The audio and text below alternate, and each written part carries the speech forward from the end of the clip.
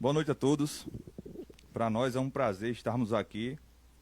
Esse é o primeiro programa, podemos dizer assim, de vários que a gente pretende fazer, né, não? Então, assim, Espero. estejam todos convidados para nos acompanhar aqui nesse bate-papo legal. Eu me chamo Jogama Eu sou o Antonioni. e a gente está aqui para debater sobre vários assuntos. Nós somos músicos, somos bateristas e a gente já começa com aquela, como é que eu posso dizer? Já com a frase, Aquela máxima, né? uma frase um pouco polêmica, né? Assim, para quem é da área de música, deve entender quando a gente fala que baterista também é músico, certo? Então, nosso convidado de hoje, nós tivemos o prazer de convidá-lo e ainda mais dele ter aceitado.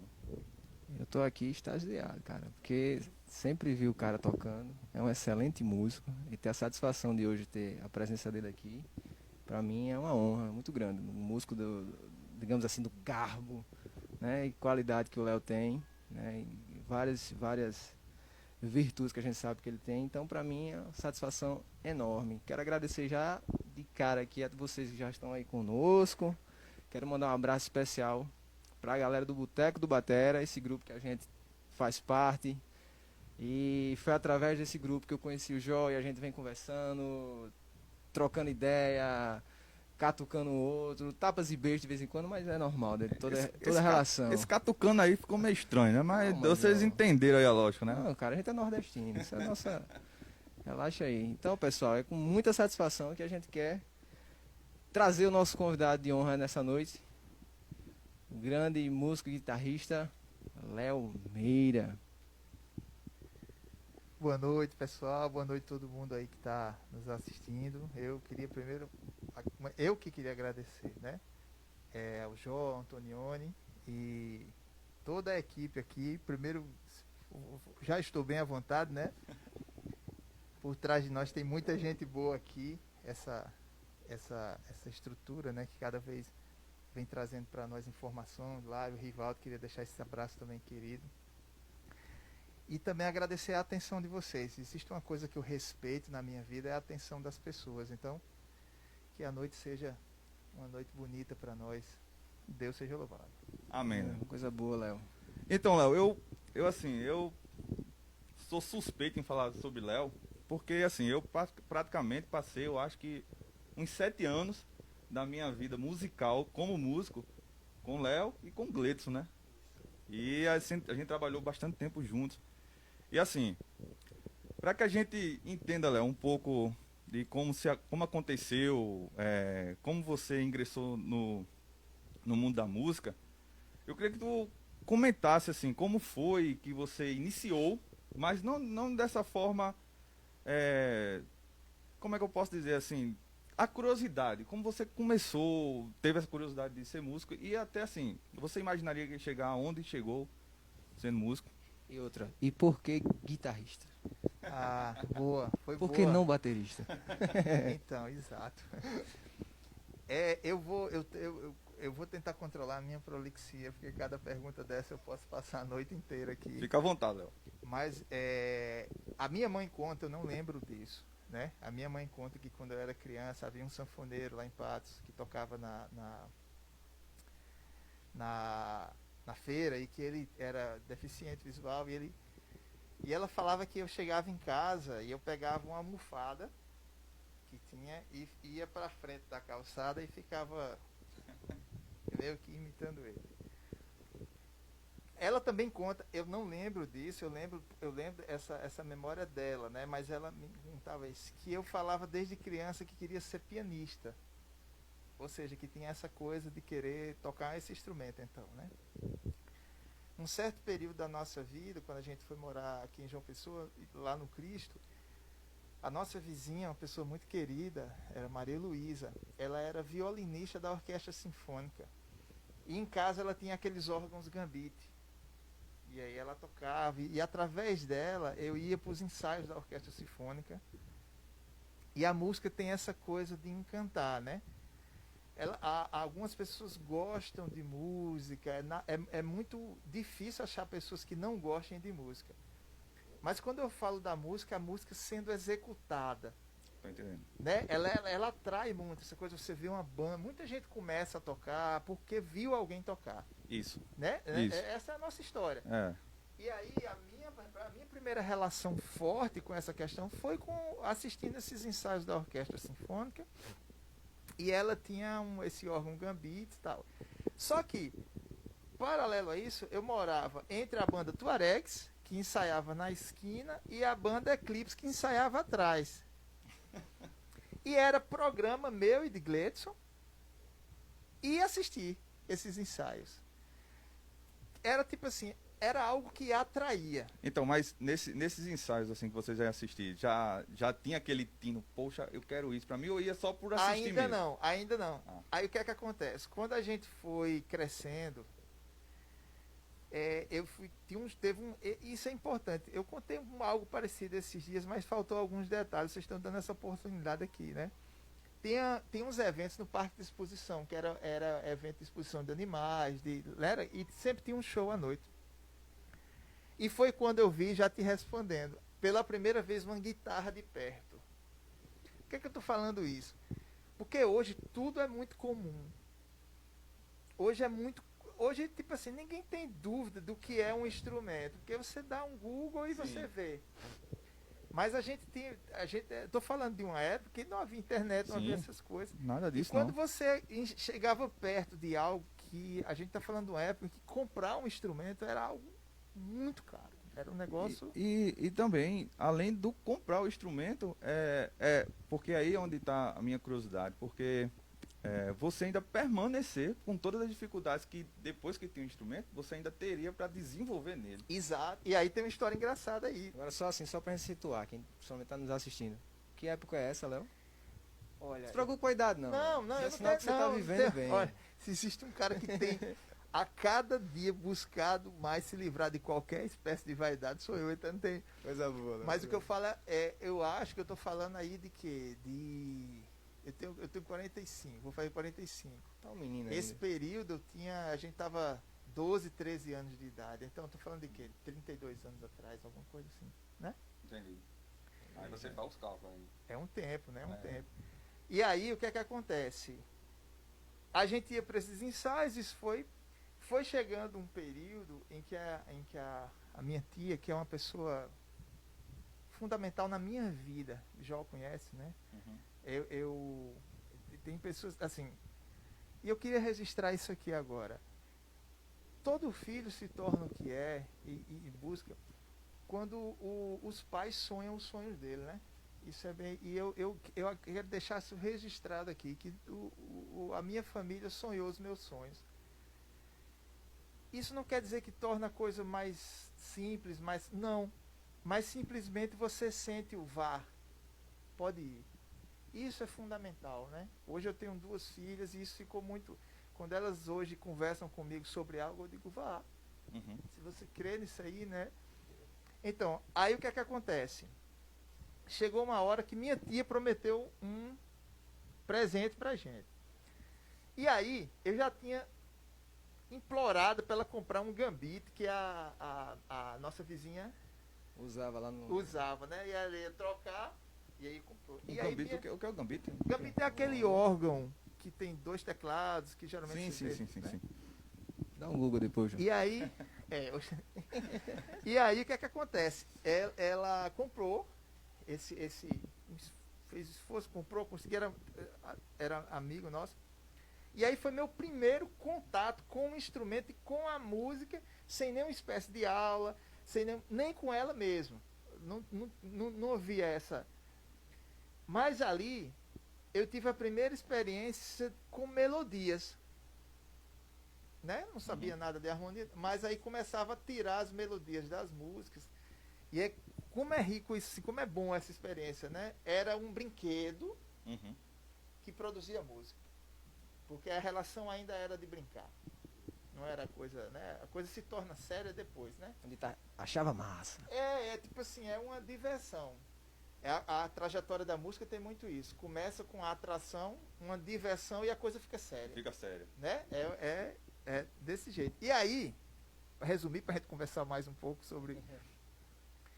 Lá na frente, eu peguei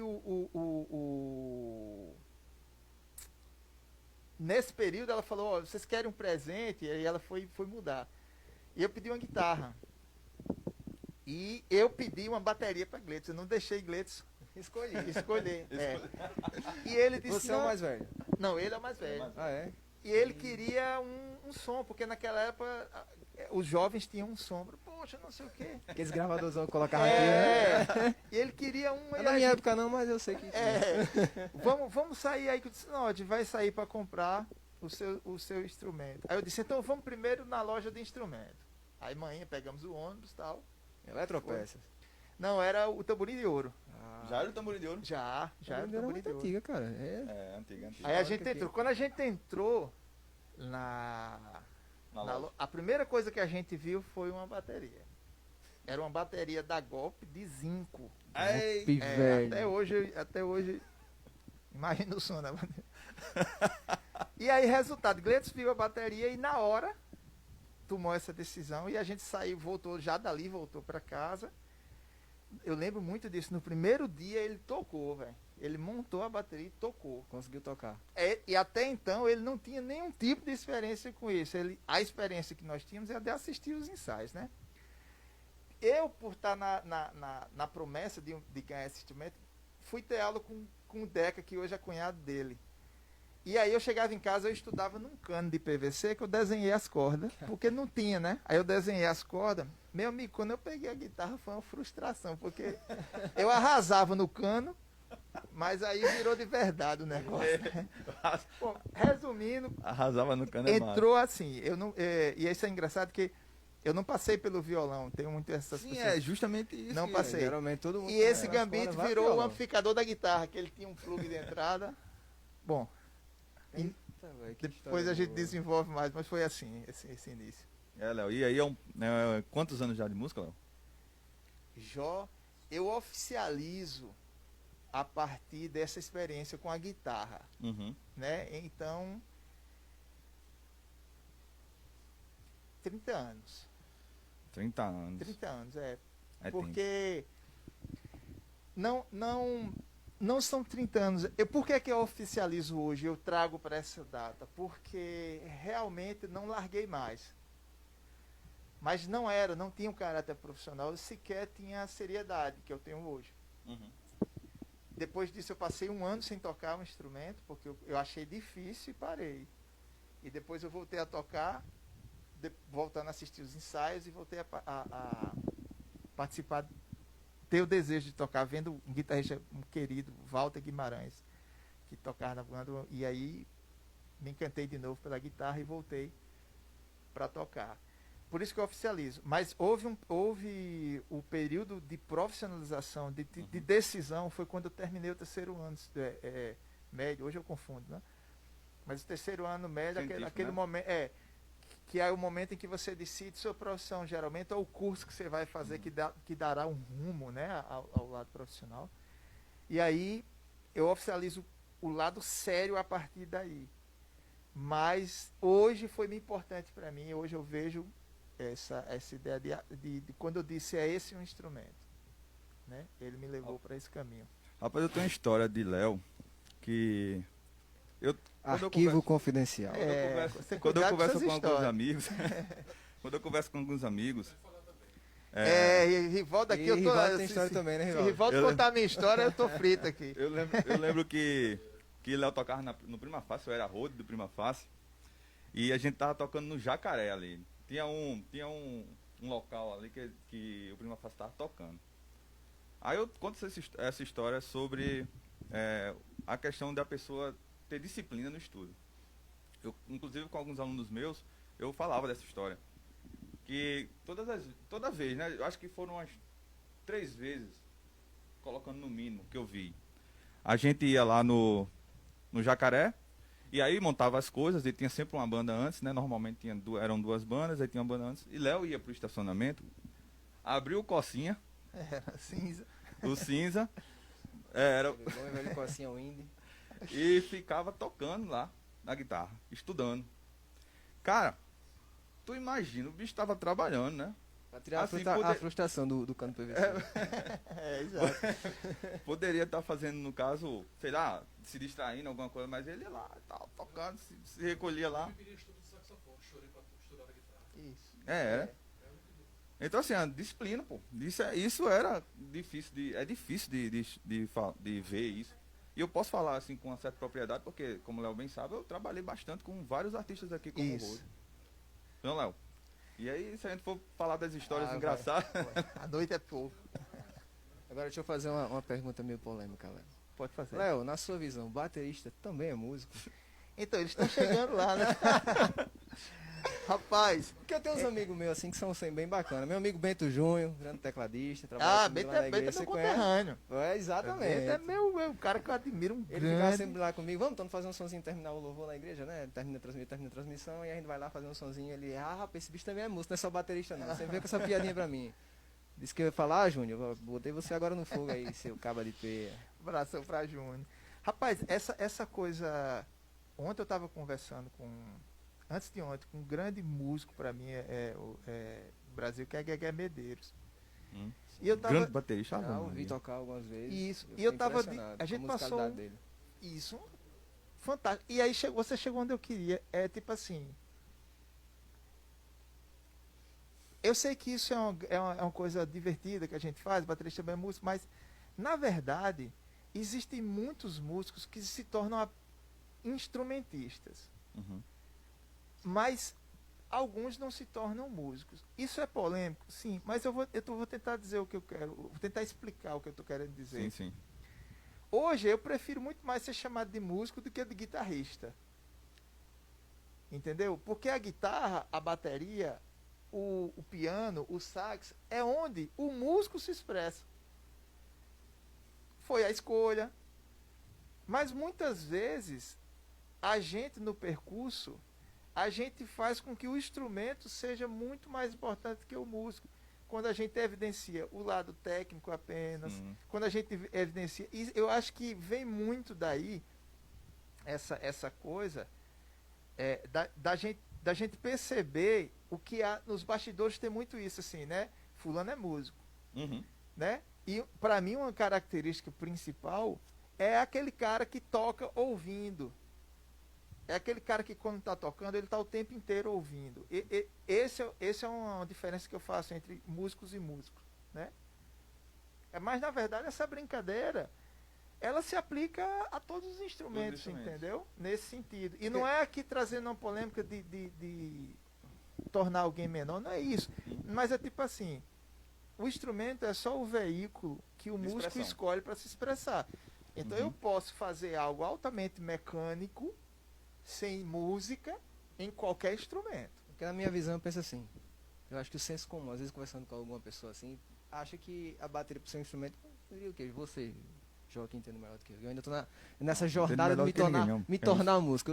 Eu faço barulho, eu toco bateria. Não. Mas você já está dizendo isso Já de você. começou Não pode ser assim. Assim, porque guitarra, o piano, assim, os instrumentos melódicos, né? Bateria não, eu costumo dizer que a bateria é um instrumento solitário. Se você não tem um violão, um baixo, um teclado para acompanhar, é só barulho. Eu acho que o senso comum, quando tem essa brincadeira, a banda é composta por 4 músicos e um baterista, porque eu acho que é essa Então, que é a visão que o pessoal tem. Então, mas, por exemplo, acho que, eu não lembro o ano, não vou me lembrar o ano, mas Denis Bulhões. Pronto, Denis Bulhões. Uma vez Denis, numa apresentação que ele fez, eu não lembro aonde, ele cantou, a bateria cantou. Você sabe, cantou mesmo, sabe o que é cantar? Não é tipo a gente fazer um tum tum tum, não, é cantar tum tum tum tum tum tum tum. Ou seja, fez uma melodia a bateria, entendeu? Então assim, existe muito essa coisa do mito de achar que a bateria é só um instrumento de acompanhamento. Eu defendo que não. Porque dependendo da forma que você, como o Léo falou, se expressar, ela tem várias formas, ela pode se transformar em várias coisas, entendeu? Como qualquer outro instrumento. Agora, é claro, não dá para se comparar com o instrumento de harmonia com o instrumento de melodia. Você tá entendendo? Tá ouvindo, né, Paulo? Quando eu faço minhas viradas, minhas firulas, eu estou me expressando, eu estou querendo fazer a bateria cantar, eu não estou só fazendo a firula em si, enfim. Paulo é um grande amigo nosso, incentivador e é Paulo? parceiro nosso. Paulo Conhece, né? trabalhou Conhece com a demais. gente. Paulo que foi Rodrigues, Figuraça, Paulo Júnior. figuraça. Paulo Júnior. Inclusive ele disse que ele encontrou essa Aquele semana. rapaz da essa cabeça semana pequenininha.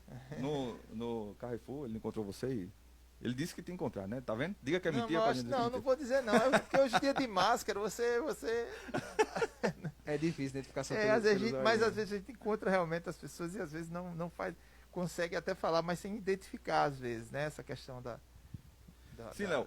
Mas me diz aí, cara, esse percurso que tu fizesse aí durante esse período todinho de profissionalização e antes, um pouco antes, já teve momentos de você dizer, bicho, vou mudar, não quero mais saber desse negócio.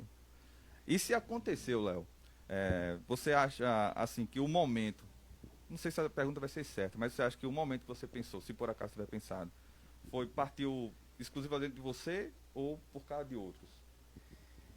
Rapaz, Você- ó, essa pergunta é muito rica, assim, porque ela faz você refletir sobre um conjunto de coisas. Mas eu vou dizer o seguinte, uma coisa, eu vou dar uma resposta objetiva. Nunca pensei. Eu não me vejo fazendo outra coisa, a não ser que Deus queira. Uhum. Eu não tenho nada na minha vida seguro que esteja ao ponto de não respeitar o que Deus quer. Entendi. Eu não tô apegado a nada nesse sentido. Porém, eu creio que esse dom foi Deus que me deu. Uhum. Então não teve. Houveram momentos muito difíceis. Houve momentos difíceis, Uhum. entendeu? Houve momentos difíceis, assim, que dificuldades financeiras, dificuldades de desenvolvimento no instrumento, dificuldades de entender o seu próprio momento com a música, mas nenhum deles teve a força de pensar em fazer outra coisa. Não. Entendendo, inclusive, que ser músico não é estar tocando o tempo inteiro, não. Isso é outra coisa que a gente precisa entender. Uhum.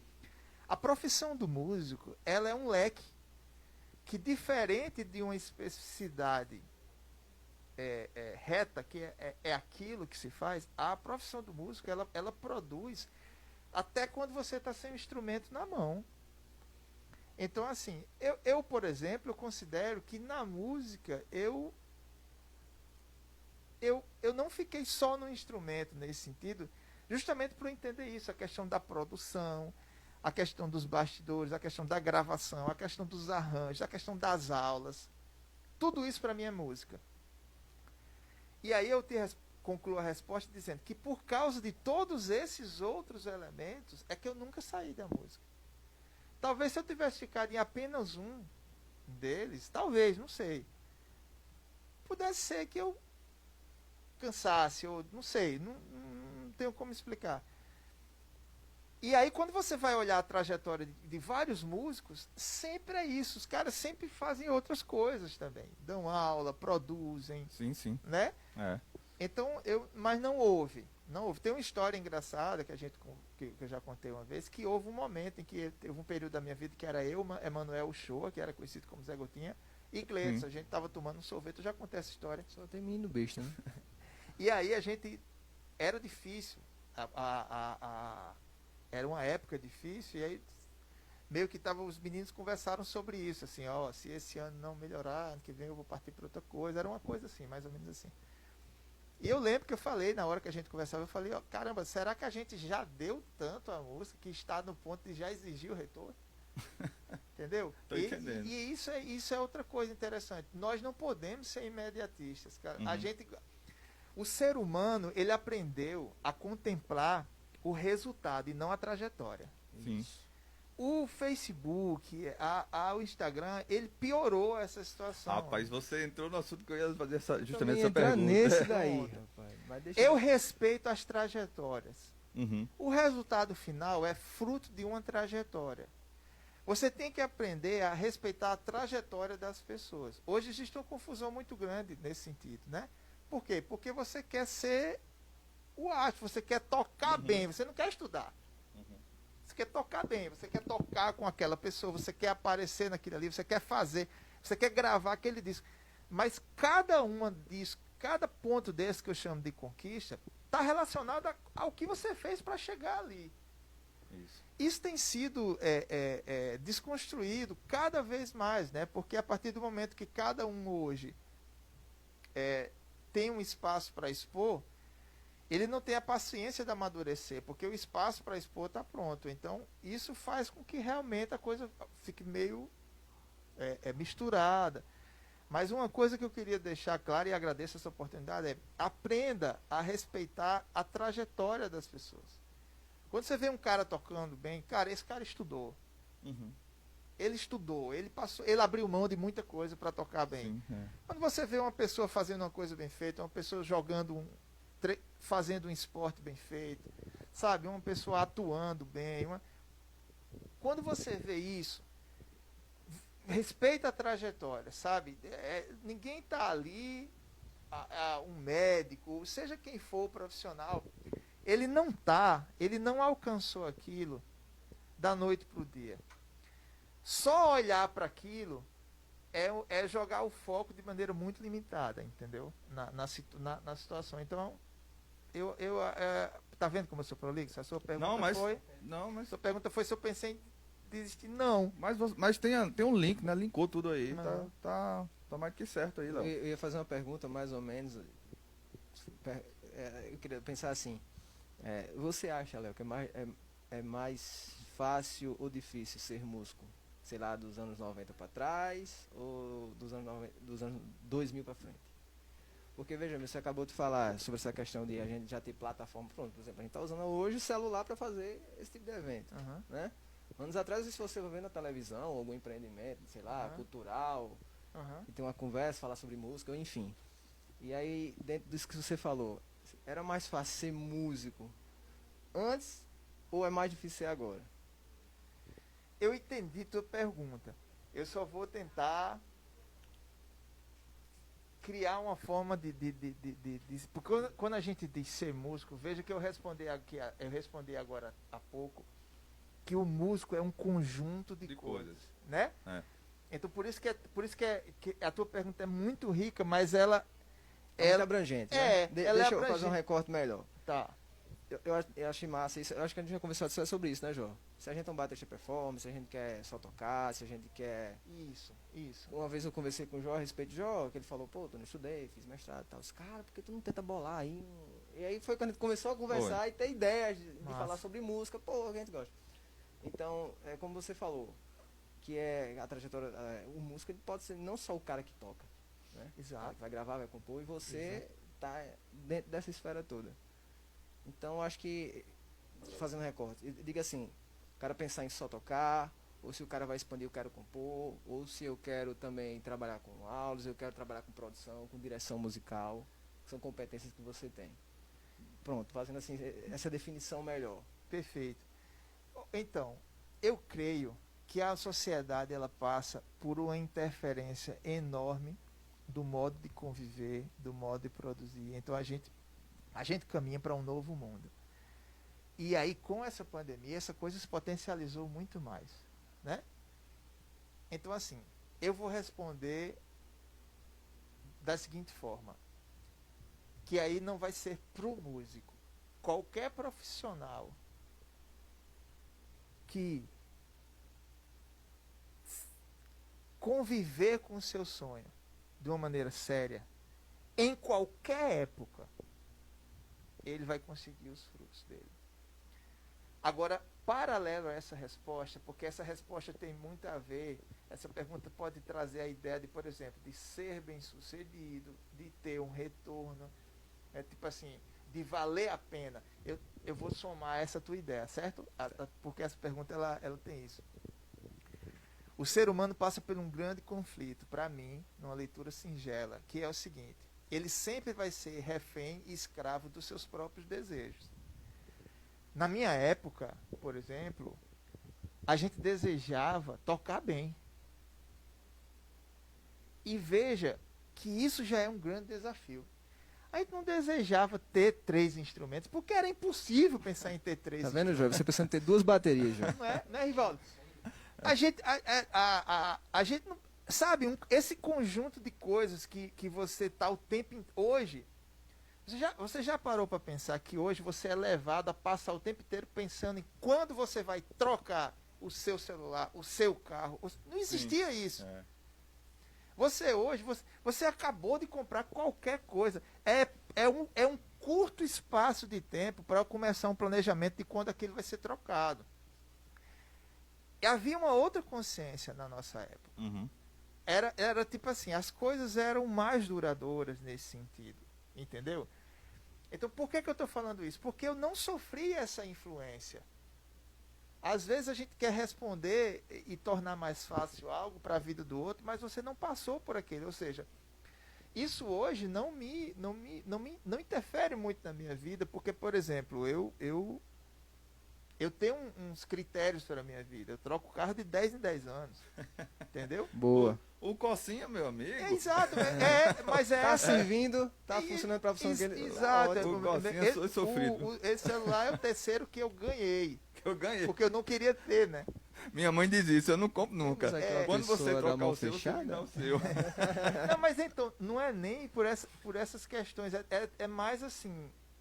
Eu acho que a vida, ela não pode ser guiada por aquilo que não é verdadeiro em você. Então, por exemplo, para mim não me incomoda a moda. Ela nunca me incomodou. Eu não me incomodo em não estar na moda. Eu não tenho problemas com isso, entendeu? Eu não me incomodo em estar atualizado quanto a essas coisas. Isso é diferente de não estar atualizado profissionalmente, de você não estar conectado com as mudanças de sua área, com as mudanças. Isso é uma coisa. Mas as interferências sociais sobre isso, sobre como eu devo usar minhas roupas, como eu devo pentear o meu cabelo, cara, isso é um nível equipamento é muito usado, invasivo. né? Exatamente. Eu acredito na música e no som que eu busco, né? E nesse sentido,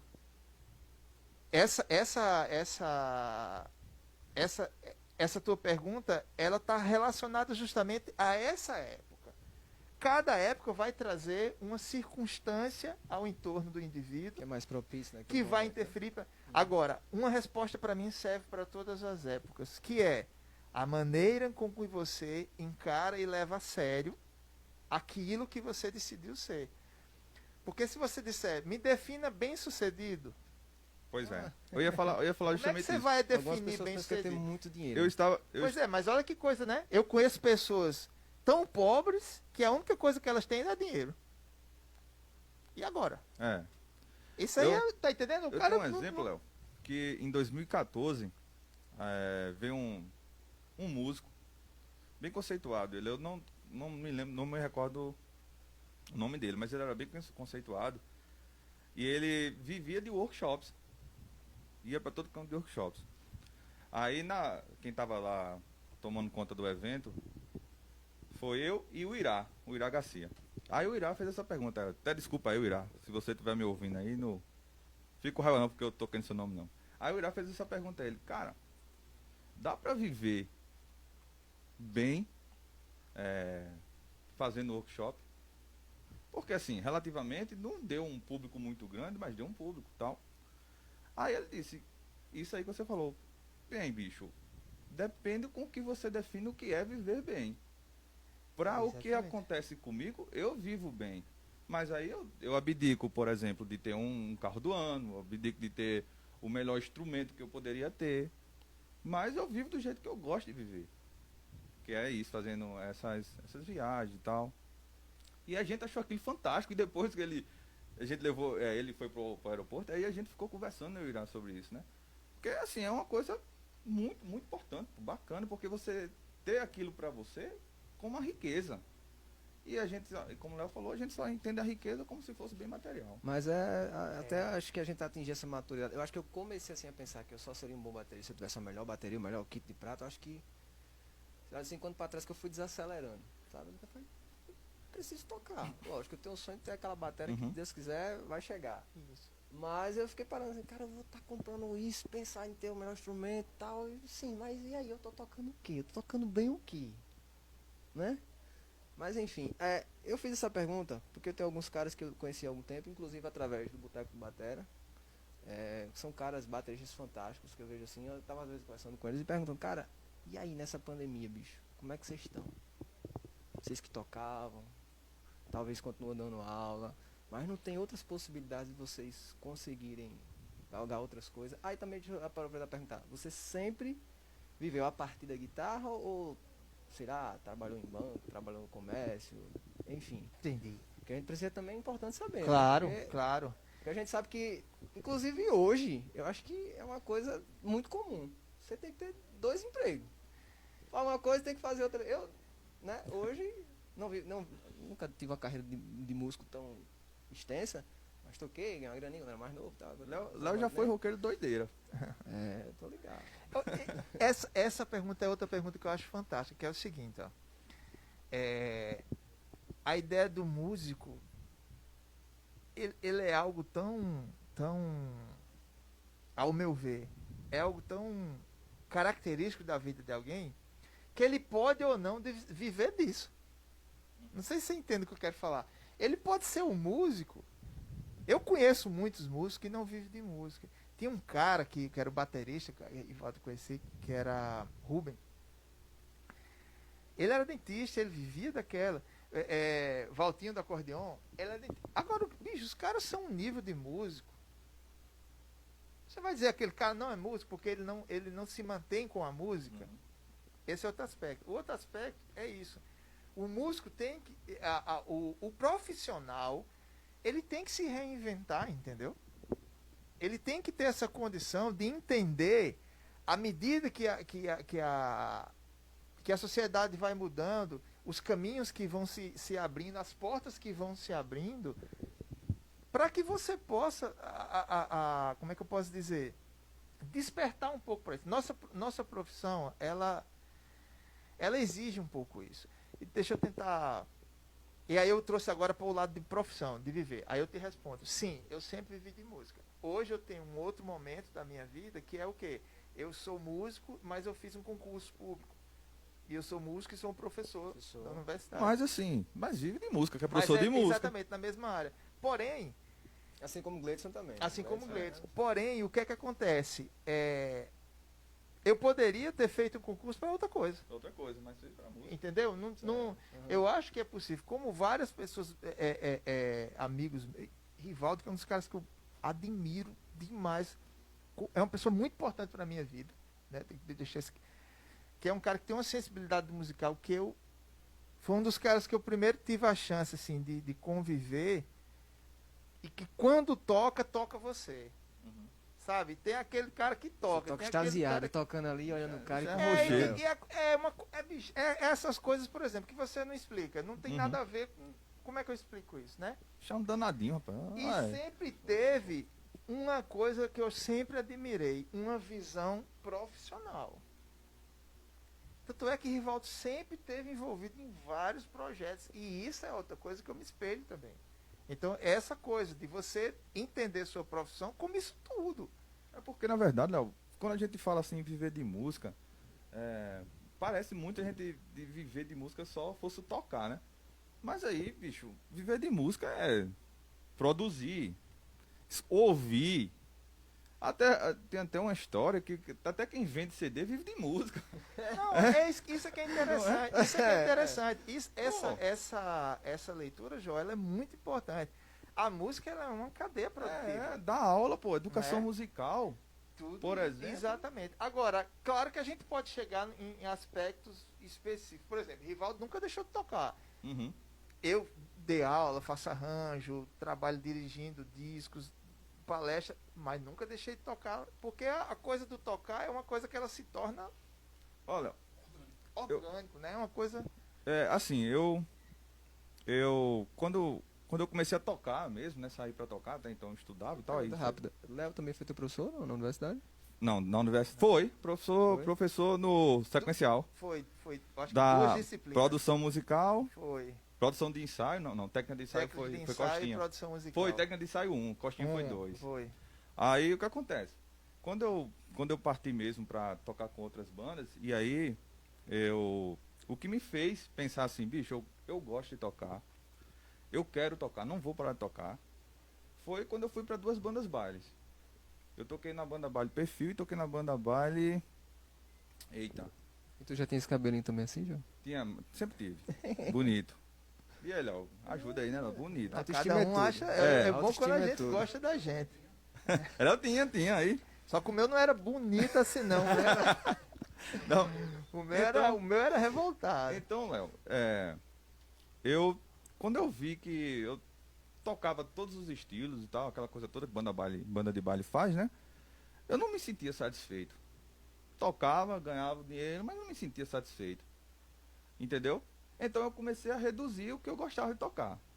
Pô, gosto de tocar forró pé de serra? Gosto, então vou tocar forró pé de serra.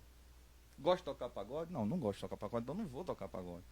Então assim, aí eu comecei a enxugar as possibilidades pra mim. Entendeu? Porque eu queria me sentir feliz tocando. E aí pronto, aí eu comecei a procurar outra coisa. Aí fui pra área da educação e fiz o mestrado, entendeu? Pra eu ter uma profissão e poder continuar tocando sem depender exclusivamente de tocar pra viver. Você tá entendendo? É mais ou menos nesse sentido. Eu queria só falar uma coisa em relação a isso. Que Jó tá falando uma coisa que é muito rica, assim. Tipo assim, ó. A gente tem também essa ideia na nossa profissão de tocar o que gosta. E eu acho que, assim, eu sempre entendo isso, mas eu acho que nenhum profissional faz só o que gosta. E como a gente ama o que faz, eu acho que a gente... Tocar. Não, tipo assim, eu não trabalho, eu não chamo de trabalho. Entendi. Porque trabalho pra mim é algo que dá trabalho, pra mim não dá trabalho. Agora, existe esse conflito na área de música, que é o conflito de você dizer assim, você querer exercer seu gosto na sua profissão. Uhum. Eu acho isso delicado porque é o seguinte, trabalhar, e eu não estou criticando você Não, não, não, porque não. eu acho que você faz algo que é... Mas eu precisava do meu jeito, só queria tocar o que eu gostava. Se bem que na minha trajetória musical tocando em banda, eu comecei tocando em pagode swingueira. Agora quando Isso. surgiu a harmonia do samba, quando vem ligeirinho, vem né, aquelas coisas, porque eu não tinha instrumento, era o optado que eu tinha uma galera legal. E eu tocava bacana, tocava bem. E eu sempre conversava isso com um colega meu, cara, e eu pensava assim, da profissão de músico, ó, eu já pensava assim, é massa, o cara faz o que gosta, toca o que gosta. Uhum. E aí depois, aí, como eu disse, a maturidade vai chegando, você vai entender, não, assim, se eu precisar tocar alguma outra coisa que eu não gosto, eu tenho que tocar. Porque se eu sou um profissional, eu tenho que...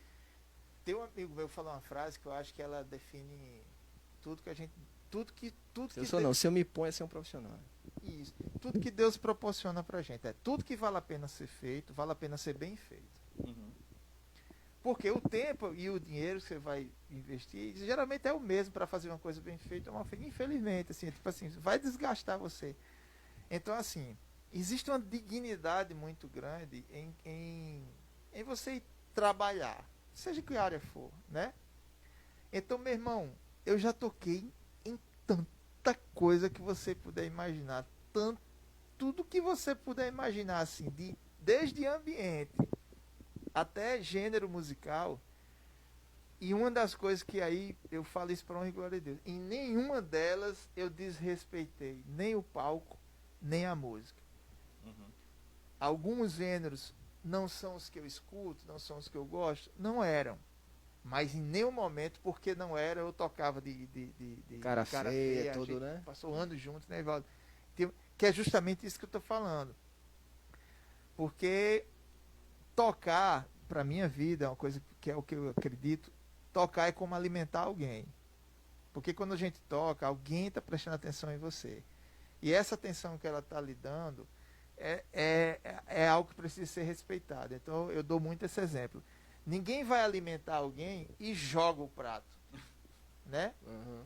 Você vai lá e diz, olha, bom apetite, né? Inclusive, vamos pegar depois as referências bibliográficas do que ele lê, porque eu tô cara filósofo, né? Tô aqui tendo uma aula aqui, de graça. Léo, deixa eu te perguntar uma coisa, Léo. Que massa, Léo. A gente fala muito sobre o tocar, sobre o fazer, sobre o produzir. Mas às vezes a gente esquece de falar sobre os bastidores, bicho. Conta aí, meu amigo, como é esse tempo todo trabalhando com música, como é viver os bastidores. Porque eu acho que uma vez você tinha falado uma coisa dentro da van dos Nonatos. Disse, bicho, tem até uma história da van dos Nonatos. Uma não, né? Uma.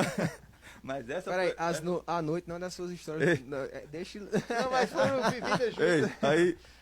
aí teve... Tu aguentasse esse malo por esse tempo todo? A primeira E ele nem viagem... aguentou. A primeira viagem que a gente fez com os neonatos. Aí a gente foi naquelas van, aí era aquela van que ia atrás, a cadeira mais alta. É. Aí Léo, como é mais grande, né? Aí Léo disse, eu vou aqui.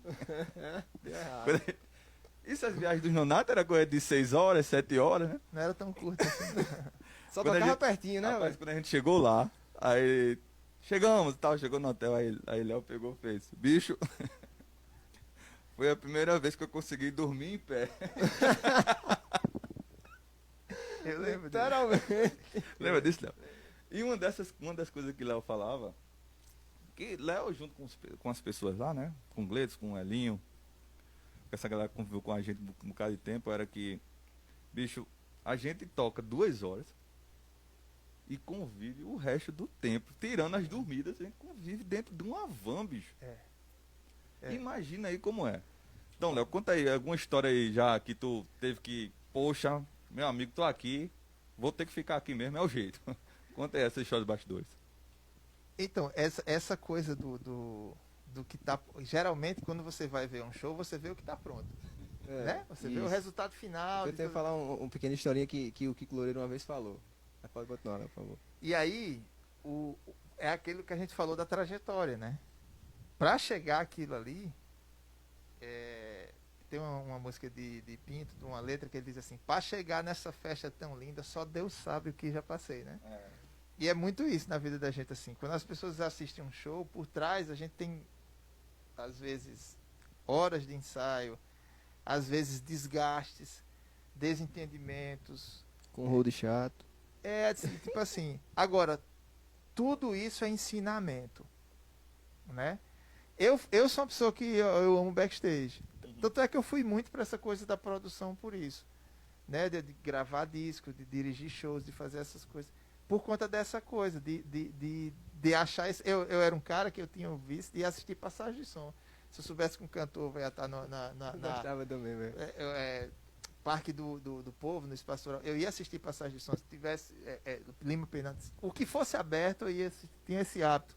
Até hoje eu gosto disso. Então, várias vezes a gente ia para os shows, o pessoal ficava no hotel e a gente ia. E eu ia com todo mundo, eu gostava de estar lá, né? De ver a coisa construindo, ver a coisa montando. E por que isso? Porque esses momentos, eles ensinam também. O palco é um momento de tanta concentração que você às vezes acha que a gente está ali curtindo, se divertindo, mas tem muita coisa envolvida na hora, sim. Que você está num nível de concentração tão alto que você acaba não curtindo como você acha que, como as pessoas acham que a gente está curtindo. Isso. Já no backstage você vive muito intenso, né? Então tem história demais. Uma vez eu tava. Ô, Eu Léo, sempre. é porque Léo tá sendo... Ele não quer contar. Conta umas historinhas assim. Tipo, rapaz, tu lembra daquele show que a gente fez? Do Afogados na Engazeira. Eu não lembro o nome Pernambuco, do né? técnico de som, não. Aí Eu tenho trauma com alguns Aí, Léo. técnicos disso. Aí Léo fez: Fulano, minha guitarra não tá saindo no PA não. Não, ele quem chegou pra Léo fez: Ei, Léo, tua guitarra não tá saindo no PA não. Aí Léo: obrigado que você quer, o técnico de som tá me dizendo isso. Esse dia foi engraçado. Eu disse, isso é um problema pra você resolver. Eu tô tocando aqui. Eu lembro disso. Tu lembra disso? Ele subiu no palco e disse, ó, tua guitarra não tá saindo lá na frente, não. Eu falei, pô, esse é o teu trabalho. Aí você falando dessa questão do backstage, é um hábito que eu tenho. DVD de show, alguma coisa, sempre tem os extras, eu sempre gosto de assistir, pra ver, principalmente no YouTube, né? A montagem, aquele próprio Aham, show 360, que é um dia só pra montar um palco, outro pra fazer toda a passagem de toda a som, estrutura, enfim. E aí eu lembro que, eu não lembro quem foi a pessoa que entrevistou o Kiko, né? Falando, pô, o Kiko, você agora no Megadeth e tal, como é que é isso, esse glamour, esse cara... Glamour só pra quem tá vendo a gente tocar, porque de fato a vida do músico é chegar ali. O momento do glamour mesmo, eu posso dizer assim, do músico é quando tá tocando, você pode, né? Você não tá com essa pilha toda.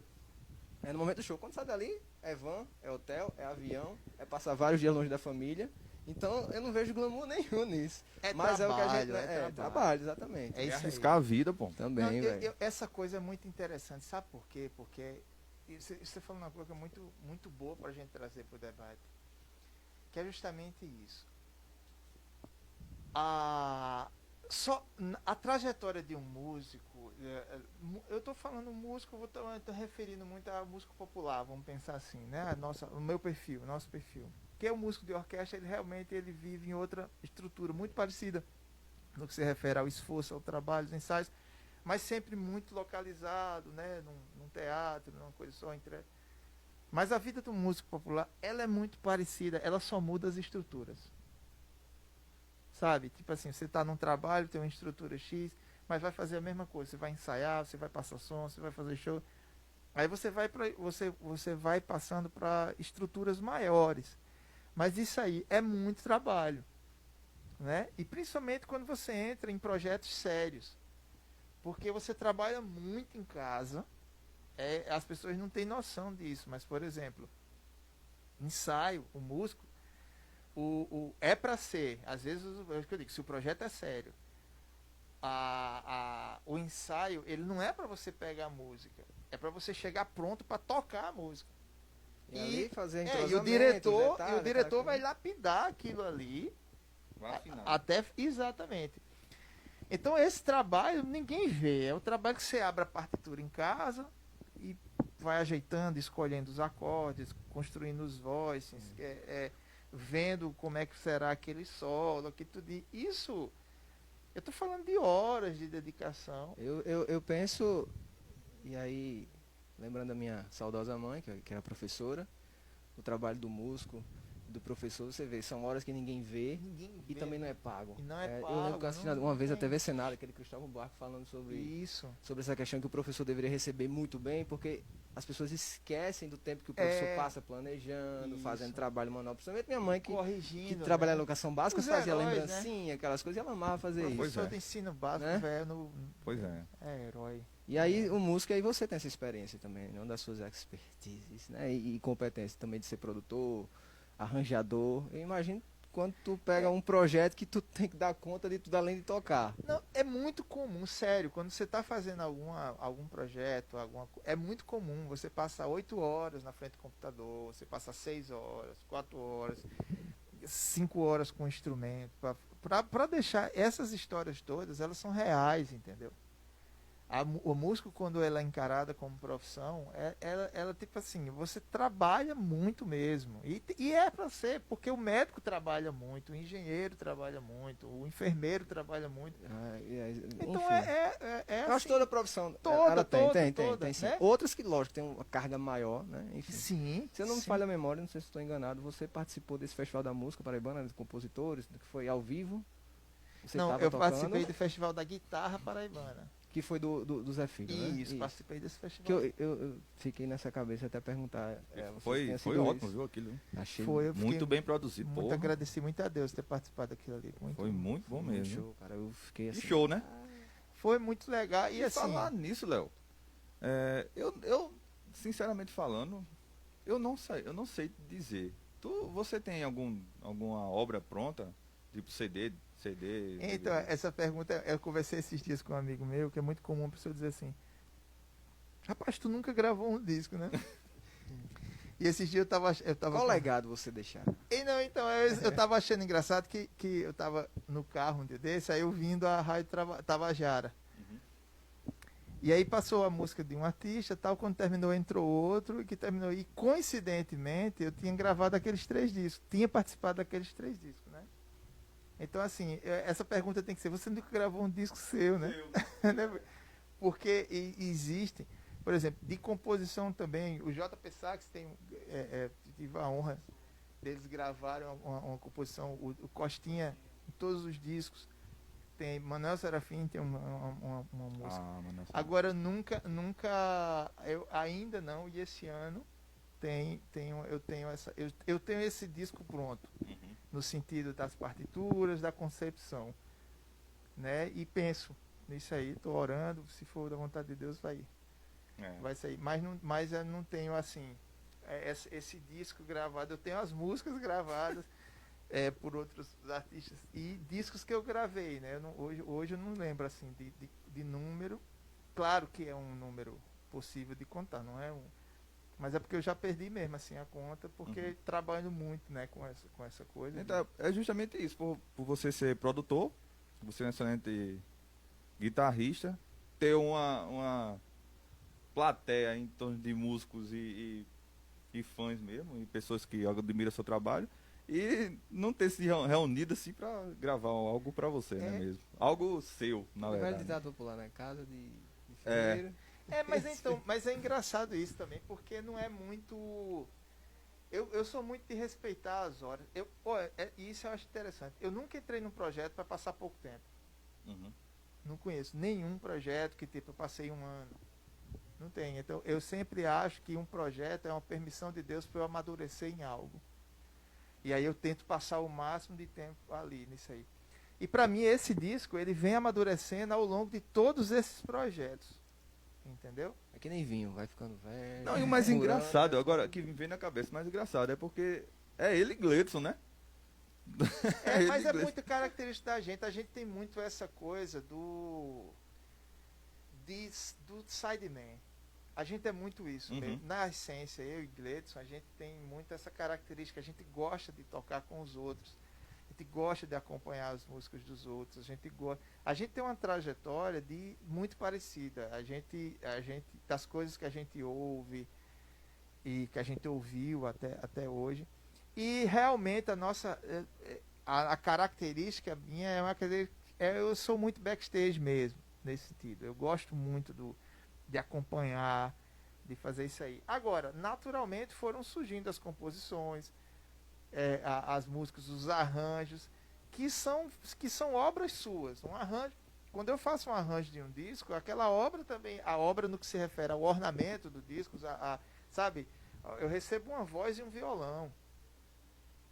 E aí eu visto um corpo naquela música, nisso ali.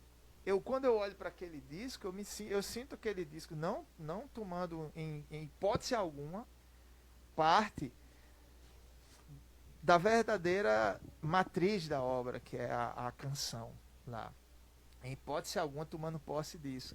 Mas eu olho para aquilo ali, por exemplo, tem arranjos que eu fiz que eu para honra e glória de Deus, que eu acho que quando eu escuto e quando eu vejo a reação que aquilo causou nas outras pessoas, né? Tipo assim, a pessoa escuta aquele solo e a música mal começou e a pessoa, aquilo ali não era a música, aquilo era o arranjo. Não encabeça o seu nome, é do Léo, mas a produção é sua. Você exato. Construiu. E aí eu acho que isso não deixa de ser Léo Meira, né? E isso vai dando também essa sensação de produção. Né? Essa ideia de produzir, não necessariamente, embora eu admire demais todas as pessoas que têm a outra veia, que é a outra veia de assumir o nome ali, né, de fazer o disco, eu acho fantástico isso aí, mas não é muito a minha característica, nunca foi assim. Eu gosto muito do processo coletivo também, aí isso é outra característica minha. Entendi. E aí, Léo, deixa eu também te perguntar outra coisa, bicho. Tu vai perguntando também se tu tiver curiosidade. Eu queria assim, aproveitar nesse momento tão suave de pandemia, que foi até um dos assuntos que algumas pessoas falaram, e eu acho que já lembra que eu sou meio inquieto com algumas coisas, né? E eu vi essa... É sério, porque a gente tá num momento tão sensível, e eu passei dias assim meio mal, até minha esposa falou assim, nego, eu tô me sentindo mal, porque eu tô vendo tanto amigo músico, batera, se desfazendo dos instrumentos nesse momento tão difícil, e eu não vejo o pessoal. Parece que as pessoas não pensam assim, cara, a gente é de uma classe. Embora se eu sou profissional, eu sou o cara notável, ou se eu sou o cara que só toca no barzinho, ou toca ali. Mas eu fiquei muito... Isso me pesou de um jeito. Eu levo lá no Boteco Bateria, que é onde a gente mais interage, né? E eu falei sobre OMB. Certo. Minha visão do que eu tenho no OMB. Eu comecei a tocar bateria, eu acho que 98 para 99, mas que eu comecei a tocar em bandinhas ali, alguma coisa. Vou dizer um negócio a tu, viu? Tem dois aqui, não digo nada à toa, eu fico só calado. Não, pelo contrário, fique alto também tá bom. Eu quero aproveitar essa oportunidade. Se os dois partirem pra cima de tu, eu vou ficar quieto aqui. Não é pra polemizar não, mas ouvi sabendo que você faz parte, né, sempre do me corpo, aproximei de lá. né? Sempre. Eu pergunto assim, como eu via a Ordem dos Músicos, na época que eu tocava, era um cara que chegava cobrando uma taxa de R$40 para o músico que não tivesse carteira, e que o benefício era poder entrar em shows de graça. E eu já ficava assim, eu mesmo com um pouco de cara, se eu faço uma festa particular e o cara só por ser músico vai entrar aqui e tal, não sei o quê. E eu lembro que em 2007 eu fui fazer um treinamento junto com meu pai em Mossoró. Hã? E um dos representantes comerciais que estavam lá, ele era músico, ele falou um pouco lá em Mossoró organizado. Ó, o Instagram do Jó vai cair, do nosso, né? Do BTM vai cair, mas aí nosso produtor aqui vai abrir novamente pra gente continuar, tá bom, pessoal?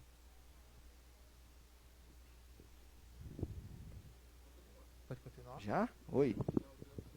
Não continua? Então, continuando aqui. E aí o cara falou, eu sou músico, eu toco aqui nos barzinhos, mas aqui a gente tem plano de saúde, dá uma direito a isso, a gente tem plano odontológico e tal. Eu entendi que era uma coisa meio organizada.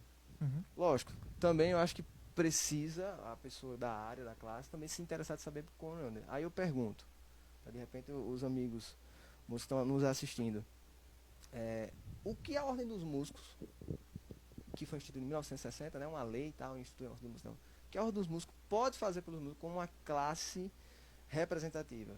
Eu lembro que houve um protesto, o pessoal que se juntou, chamou algumas autoridades, alguns funcionários públicos eletivos, né, quando gosto de chamar de político, para apoiar o movimento e fizeram. Aí teve uma conversa de algumas pessoas da Ordem do Músico com o prefeito. E aí, né, João, a gente até conversou, eu fiquei pensando, cara, se junta aí 100, 200 músicos logo na tentativa de nesse momento, as autoridades possam fazer algo.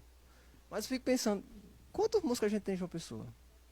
Quantos músicos a gente tem na Paraíba? Como é que a gente pode, como classe de músicos, de profissionais, requerer algo se a gente não tem uma base? Isso aí são minhas inquietações, são o que eu Claro, penso. Não sei se está claro. mais organizado, enfim. Claro, eu acho. Mas o que é que tá faltando? Que eu até cunhei. Eita, eu tô falando bonito, ó. Eu li um livro essa semana e cunhei o termo A Ordem dos Músicos da Idade das Trevas para a Ordem dos Músicos hoje, com pessoas até notáveis como você, como Adriano, não é isso? Rivaldo também, Marcos que bom. Rosa. Marcos Rosa, isso. O que a Ordem dos Músicos poderia fazer para ver se a gente conseguia reunir as pessoas independente? Tácito também é da Ordem dos Músicos? Sim. Tácito também, né? Tácito? Lá do Tácito do estúdio? estúdio. É. Estúdio Praia? Tácito, acaba bom. Já perturbei muito Tácito. Então, o que a Ordem dos Músicos poderia fazer para que unisse os músicos, para entender o que é a Ordem dos Músicos, para que ela pode servir para essa classe que, entre outras da classe do entretenimento, está sofrendo tanto nessa pandemia? Isso é uma inquietação minha de muito tempo. Perfeito. Essa pergunta, primeiro, ela é importante porque ela lida com a curiosidade que não é sua, ela é de todos, ou todos não, mas de muitos músicos, né? Uma primeira coisa que a gente precisa entender é a Ordem dos Músicos é um órgão representativo, certo? Então veja só, o que é que você tem que entender por isso? Que alguém que olha para aquela ordem ali entende, ou deveria entender, que aquela instituição fala em nome de, né? Se expressa em nome de. Isso. Então qual é a ideia que a gente tem de uma instituição que fala em nome de? De que aqueles indivíduos apoiam aquela instituição. Não é essa a realidade.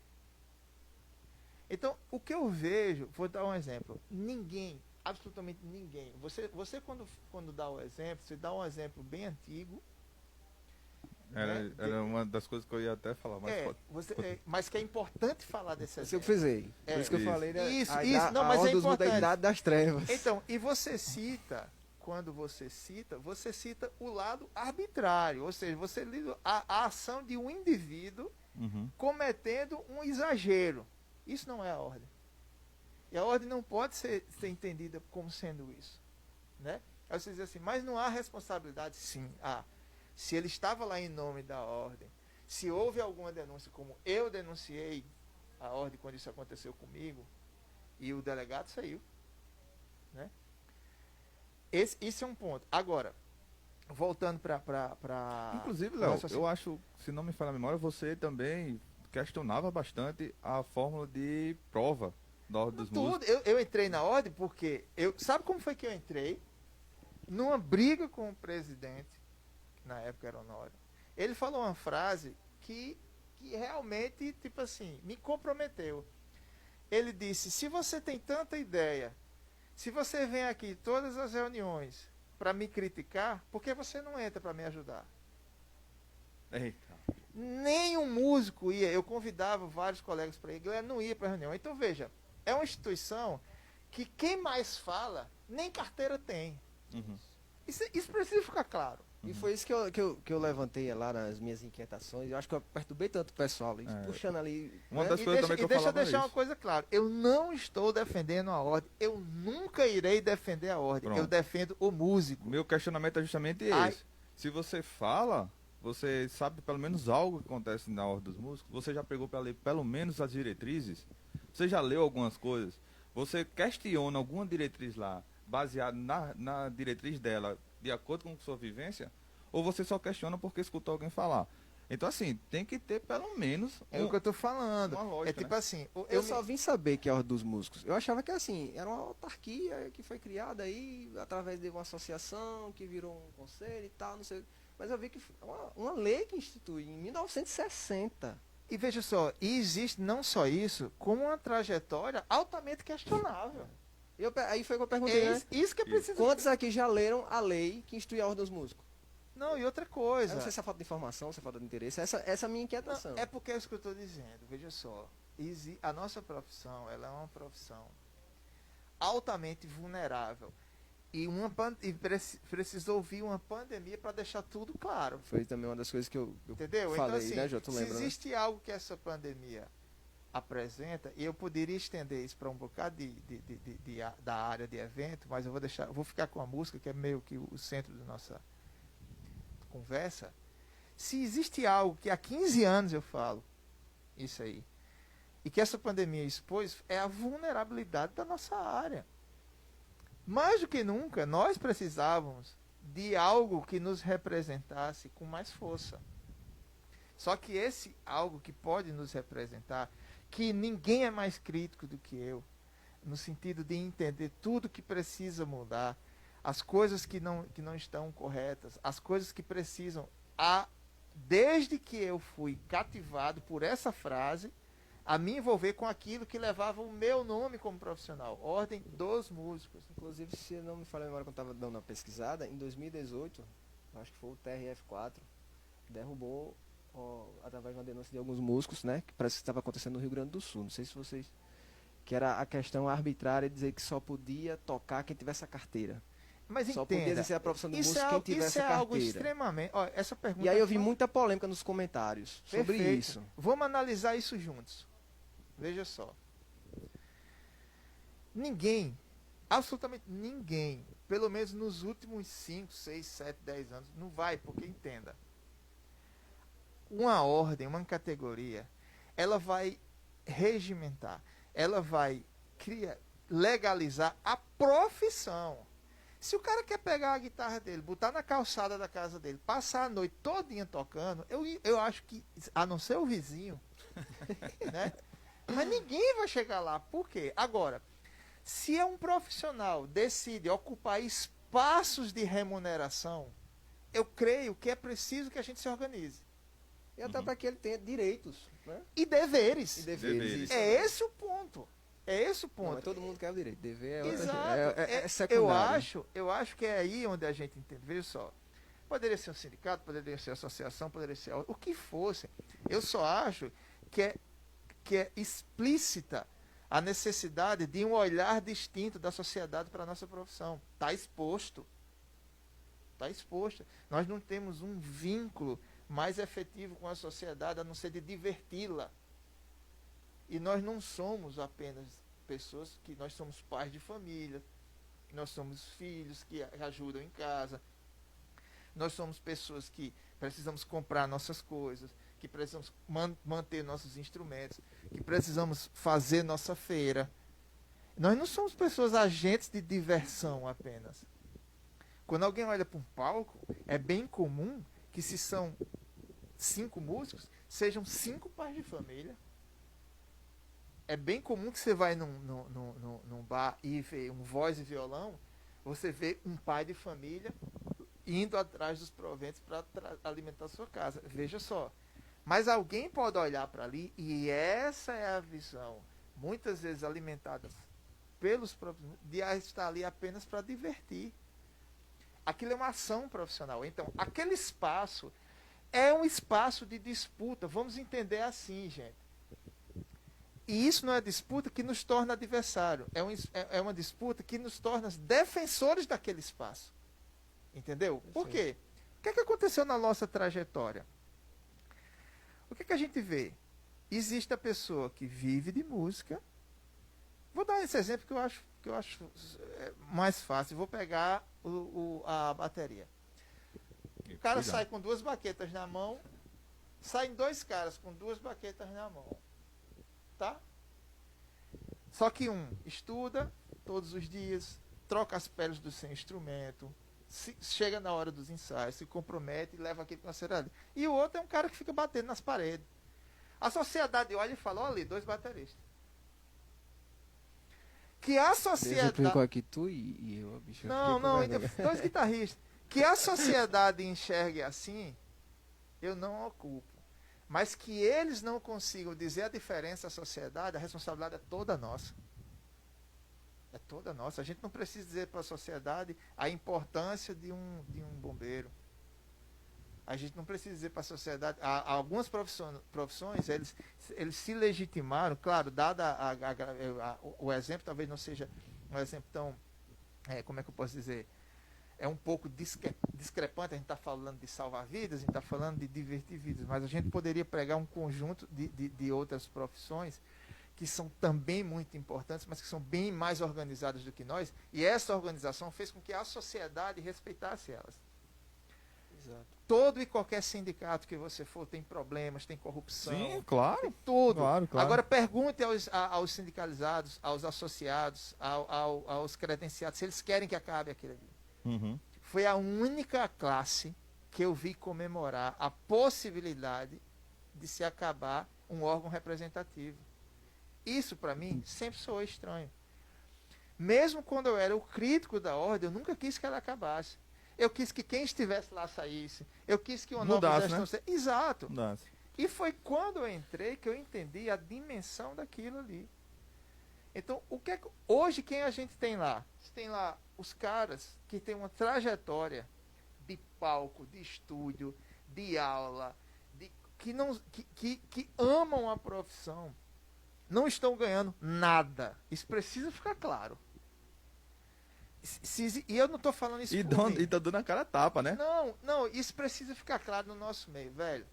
Os caras não querem absolutamente nada a não ser ajudar a classe a ser reconhecida perante a nossa sociedade como uma coluna estrutural da sociedade. A arte, a pandemia sem a arte, entendam o que eu estou falando. Eu sou uma pessoa de fé. Para mim, a sustentação da humanidade é Deus. Uhum. E ponto final. Mas trazendo para esse plano aqui, a arte... Nós também temos responsabilidade. Temos responsabilidades. E a arte, ela sustenta a emoção da sociedade. Educa também. Claro, pelo amor de Deus. Né? Educa. Então você veja, a gente está falando de algo que convive diariamente com as pessoas, mas as pessoas só conseguem olhar para ela com a seriedade necessária. Por quê? Porque a própria classe não se estruturou, se organizou a esse ponto. Então, críticas sobre a questão da ordem, está aqui quem pode passar a noite lhe mostrando. Agora, no momento... Episódio 2 com Léo Meira. Agora, no momento em que um grupo sério assume a responsabilidade de tentar nos unir, disposto a aceitar todas e quaisquer críticas, disposto a dialogar com todo mundo, ser apenas apedrejado, velho, eu não vou permitir nunca isso. Não é o que está acontecendo aqui, nem de perto, pelo contrário, o que está acontecendo aqui é a oportunidade de um esclarecimento. Mas nós, músicos, precisamos entender. Cara, tem dúvida? Vai lá. Tem dúvida? Pergunta. Sabe qual foi a primeira ação? A primeira, quando, lá na pandemia, ninguém sabia o que era pandemia, o que seria isso aqui, como isso aqui seria. Ninguém estava ainda perdendo, estava todo mundo ainda tocando, teve o carnaval, estava todo mundo na ativa, sabe assim, situação. Já tô com os axé por aí que eu sei. Quando se apresentou a possibilidade de se fechar os ambientes, a ordem fez a sua primeira ação, a gestão. A gestão da ação foi: recebi um telefonema, nós precisamos.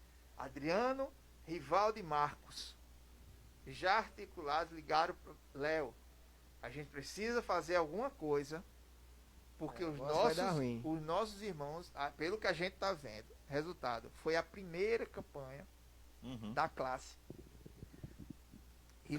Campanha grande. Bastante básica. Eu vi pelo Instagram do colega nosso. E aí o que é que isso assim, isso pra mim já diz muito, sabe?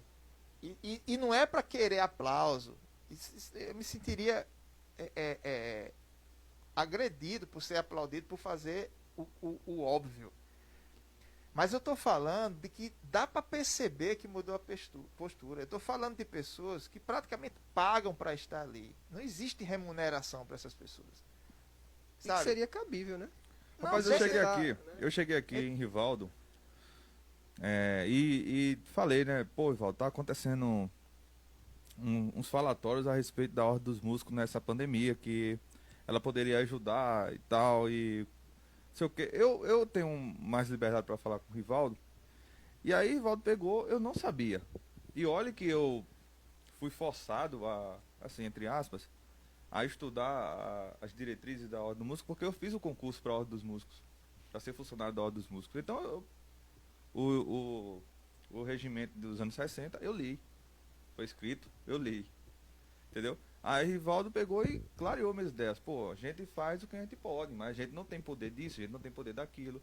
Eu acho que muita gente não tem esse conhecimento, de que a ordem não tem esse poder para agir de uma forma que eles estão pedindo. E eu acho que essa visão de achar que a ordem não tem poder, justamente por essa... Alguns músicos que eu conversei a partir do grupo que a gente tem essa interação, mas pô, lembro que eu tirei minha carteira em não sei quanto, deixei de pagar não sei quanto, porque, bicho, eu não via benefício nenhum assim, cara, mas e aí? Tá. Cara, benefício... Fui coletando algumas ideias e fui sempre conversando com o Jorge. Existe uma coisa muito simples pra gente entender nisso, porque essa pergunta, eu fico naquela, sabe? Essa dúvida é muito...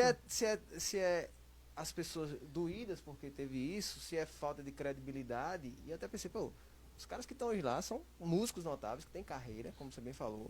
Eu acho que os caras não vão botar o nome deles aí na lama, não. O que é que precisa ficar claro pra nós? Aí eu fico, se é ingenuidade do pessoal, se é falta de vontade mesmo, porque... Não, isso é outra coisa que eu acho que não vale a pena pra gente conjecturar. Por que essas pessoas estão falando mal? Eu prefiro que elas entendam e percebam a realidade das coisas. Mas a gente nunca vai conseguir ter controle sobre o que o cara quer falar, sobre o que o cara quer pensar, né? Então, assim, mas uma coisa que a gente precisa entender, existe uma trajetória dos músicos, existe períodos nessa longa história de existência dos músicos em que foi sofrida, claro, vamos ser sinceros, foi sofrida. E aí, você está há quanto tempo lá no corpo diretor, digamos assim? Eu não lembro mais, que eu participei de gestões anteriores. Vai sair, voltou, assim? E deixa eu deixar claro também, essa participação é colaborador no sentido das propostas. Por exemplo, deixa eu deixar uma coisa clara aqui, eu votei contra a ideia da gratuidade para entrar nos shows. E deixa eu deixar isso aqui claro. Por que eu falo isso? Rapaz, eu não vou nem entrar nesse assunto. Não, mas deixa mas só para vocês entenderem que existe um debate. E chegou num ponto que era... o que se apresentava era ou não ter isso, certo? Ou não ter essa possibilidade. Ou, assim, dessa forma, a gratuidade. Então, entenda-se, esse projeto nasce da seguinte forma. Se existe uma coisa que ensina um músico, é ver outro músico atuando. Se existe uma coisa que aumenta a classe, é acesso a projetos profissionais. Ou seja, quando eu toco no meu ambiente e tenho acesso a um show, eu vou para um show com outro nível de produção, eu aprendo se eu for. E a gente via que quando os shows grandes vinham para cá, os próprios músicos não tinham condição de pagar para ir.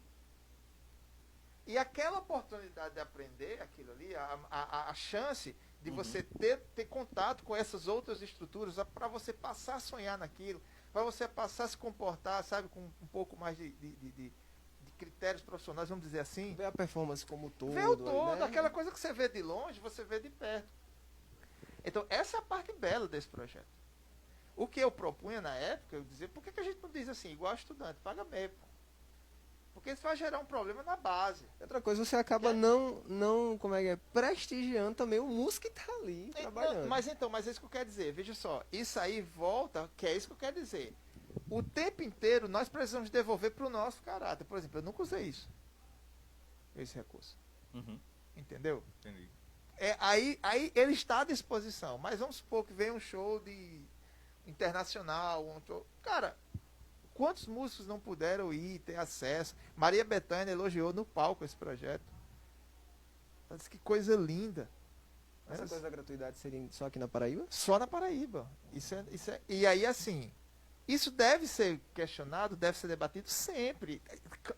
Você pode não concordar, eu posso não concordar. Eu permaneço não concordando, no sentido, eu gostaria muito que fosse algo como uma carteira de estudante. Porém, a existência dele com esse cerne, ou seja, com essa, o que é que representa, como ele nasce, porque tudo muda quando você sabe como a coisa nasce. Então, ela nasce com essa ideia de dar acesso a alguns músicos a ambientes, shows e estruturas que eles não teriam nunca se tivessem que pagar por conta do valor desses ingressos, entendeu? É nesse sentido. Mas tem muito que discutir, né? Dá uma live sobre Ordem dos Músicos, que eu acho importante. Agora, uma coisa que eu falo, eu peço até desculpa às vezes pela veemência, porque eu tenho meus irmãos ali, dia e noite preocupado com a classe, pensando, sabe, querendo, se esforçando, buscando. Não é justo. Não é justo. E se fossem pessoas que não merecessem, eu estaria aqui dizendo, esses caras têm que sair de lá. Mas não. Esses caras aceitaram um desafio que é nosso. Mostrar à sociedade a necessidade de se legitimar uma área que está de todos os dias do ano atuando de alguma forma em nossas vidas, seja no rádio, seja num programa de TV, seja num shopping, seja num bar que você vai, seja numa casa de shows, seja num teatro. A gente tem esse vínculo dessa arte com as pessoas. Só que por trás disso tem uma estrutura. E só para fechar esse ponto, uma estrutura que mantém outras estruturas. Não são os músicos que não estão trabalhando, são os técnicos de sons que não estão trabalhando, são os rodos que não estão trabalhando, Exatamente, são os montadores, são os bailarinos. Sim, sim. Então, assim, tem essa ponta São aqui. os produtores também. Todo, né? Então, assim, a área de eventos, se eu não me engano, e aí eu não queria, mas eu não vou nem falar porque eu não tenho o dado na mão, mas, tipo assim, bilhões que não foram arrecadados, né? Mais de 200 no ano de 2020, então mostra que também é uma área produtiva economicamente. Uhum. Eu agora, e aí eu pensando aqui comigo, eu tenho um amigo, um cara que eu admiro demais, trabalha com comunicação, também é designer. Meu amigo Eudes, que nos ajudou aqui com nossa marquinha e tal. Meu amigo Janderson também, que fez aí nossos banners. E ele fala sempre assim, Eudes, né? Tony, comunicação não é só fazer o gráfico, é educação. Você precisa educar as pessoas para que elas entendam qual é o passo a passo para se chegar a algo efetivo. Então, eu analisando aqui, agora ouvindo você, é que eu acho que vai se precisar de mais tempo para um processo de reeducação, para que o músico entenda. E era essa minha inquietação, pô, a ordem do músico existe, Não cara, só e a a gente não tá reeducação usando esse também. recurso. E É a limpeza detalhe, também. detalhe. É a limpeza da imagem também, porque a imagem da Ordem dos Músicos foi muito desgastada durante esse período todinho pelos músicos. Se você pegar um músico mais antigo, ele vai dizer que ela não serve para nada. Não, Entendeu? e detalhe que precisa ficar claro, o músico também não é o culpado, Sim. entendeu? Essa relação ela não foi bem construída ao longo do tempo, de maneira que o músico não é culpado disso também. Porém, estamos em outra época, em outra sim. gestão que precisa Uhum. ser dividida aí as coisas para que a gente possa cobrar da gestão o que é justo cobrar dela, mas apoiar naquilo que ela está se propondo a mudar essa situação, mudar essa relação, mudar essas coisas. Entendeu? Então, assim, você que tem pouca informação, que está nos assistindo agora, tem pouca informação sobre a Ordem dos Músicos, tira um tempinho. Se você não quiser ler alguma coisa sobre, fala com os meninos aí, vê uma oportunidade para falar. Instagram, os meninos. omb.pb, é isso, né? PB. E aí vocês tiram a dúvida que vocês quiserem. Os meninos estão sempre abertos aqui, inclusive fazem lives direto. Exatamente. É. Já se come... e inclusive de uma repercussão muito positiva. Uhum. E eu peço a vocês que acompanhem, que é algo Importantíssimo. Tire sua dúvida, faça sua crítica, não tenha medo de fazer a pergunta que você quiser. Os caras respondem com clareza. Agora, é importante que você vá despido de qualquer sentimento agressivo. Uhum. Seja respeitoso. Para que a gente também consiga receber sua ajuda. Né? O que a gente precisa é se unir, velho. Tem muita gente precisando. Então, Léo, eu acho que a gente passaria mais umas 3 noites aqui conversando a respeito. Minha esposa, quando saiu de casa, tu vai na casa de Jó, tu vai na casa de Pá, tu vai conversar. Não, tá bom. 11 horas da noite você chega em casa. Não, amor, vou lá, 1 horinha, volto. Não, 11 horas você chega. Então, assim, a gente tá finalizando por aqui hoje. Lembrando que esse é o primeiro. A gente tem ideias aí de continuar a fazer essas entrevistas com outros temas, não só sobre música, mas qualquer tema. Música Assim, e bateria é o nosso preferido, né? O tema que assim, vocês podem até nos sugerir, nos né? dar sugestões, Galera, manda aí. E agora eu gostaria de imensamente agradecer a Léo por essa oportunidade que ele nos deu. Tinha muito mais assuntos aqui que a gente gostaria de conversar, com certeza. Quando foi pensado aqui que houve a reunião, que foi uma reunião meio sem ser uma reunião mesmo, que a gente não se reuniu, mas como a gente conversou a respeito de quem seria o primeiro convidado, e foi unânime, seu nome. Então, assim, a gente só tem a agradecer. Espero que a gente tenha sido satisfatório para você, como foi para nós. E é isso, Léo. E uma próxima oportunidade também, espero você de novo aqui conosco. Eu que gostaria de agradecer o Jó, Antonioni, nesse momento, o Rivaldo, a Patrícia, esse ambiente que eu tô. Rapaz, eu tô aqui me um lar eu que maravilhoso atrás de das amigos. câmeras, eu tô na frente, nessa estrutura eu tô aqui. E agradecer essa oportunidade de estar com vocês, batendo esse papo, de ter a atenção das pessoas que estão nos assistindo, né? E sempre à disposição, Jó, Antonioni. Cara, obrigado pela generosidade, viu, cara? Pra mim é eu que agradeço. Eu que agradeço. E aí a gente não pode deixar de agradecer algumas pessoas. Exato. Por mais, eu vou primeiro agradecer por mim. Queria agradecer a Antonioni, a Rivaldo, Sei que você me ama. a Paulo, que aceitou fazer. Paulo, cadê tu, Paulo? Aceitou fazer esse projeto em conjunto de imediato, não teve nem um pouquinho de vou pensar, foi ligeiro. Assim, eu fiquei muito satisfeito, muito grato, né, pela confiança em todos, em nós 4, né, que assim fazemos parte desse projeto. E agradecer as pessoas também, várias pessoas deram força, continue, vai, massa, aquela coisa toda. Então, assim, muito obrigado por tudo, vocês que ficaram aí conosco. Valeu, turba! E é isso. E não sei se a Antônio não quer falar mais alguma coisa. Agradecimento, acho que gratidão eu tô tão feliz com isso, poder falar de um assunto que eu gosto. E de um cara que eu vi várias vezes no palco, ouvi muito falar de vários músicos, né? A referência que você não só um excelente músico, mas uma referência em muita coisa. E eu gosto de falar de música e ter a oportunidade de conversar com um músico como o Léo. Rivaldo, cara, obrigado aí, cara, por abraçar a gente aí nessa nossa iniciativa. Rivaldo tá revolucionando aqui. E o que precisar da gente, de mim, que também sou envolvido com a área audiovisual, tamo junto, cara. Vamos providenciar um Pix aí. Então só isso, pessoal. Boa noite, muito obrigado aí. Obrigado, pessoal. Boa noite, pessoal. Até uma próxima. Deus abençoe todo mundo, se cuidem. Amém. Amém.